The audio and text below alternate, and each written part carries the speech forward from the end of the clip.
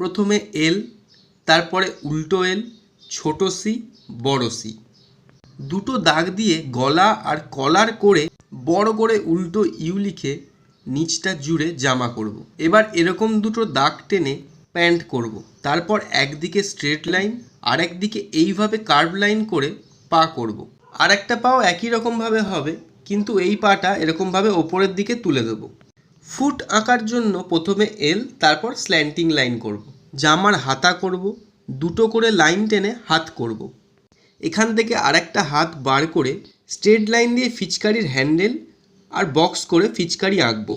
এবারে নাক চোখ মুখ করব। এক সাইডে রেডিশ ব্রাউন কালার দিয়ে শেডিং করব। তোমরা কিন্তু মন দিয়ে দেখো আমি কোথায় কোথায় শেডিং করছি। তারপর স্কিনে পিচ কালার করব। ছেলেটার জামাটা ডার্ক ইয়েলো, লাইট ইয়েলো।